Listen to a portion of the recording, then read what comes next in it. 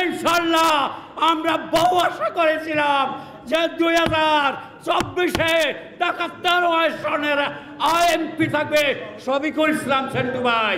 ইনশাল্লাহ আমি আজকে ওয়াদা করলাম সেন্টু ভাই ইনশাল্লাহ এমপি হবে। আমি দেখবো এই তিলে তিলে জাতীয় পার্টিকে গঠন করার জন্য আলাদা শফিকুল ইসলাম সেন্টু ভাইয়ের বাড়ি গেছে।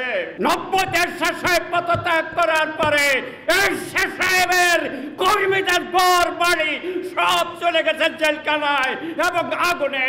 যারা নিয়েছে তারাই আজকে এই জাতীয় পার্টিকে ভাঙার আপ্রাণ পরিকল্পনা করে ষড়যন্ত্র করেছে, এটি আমি জানি। আজকে জাতীয় পার্টি 82 সাল থেকে করে আজকে আমাদেরকে পদত্যাগ করতে হবে, এটা কোনোদিন আমরা আশা করি নাই।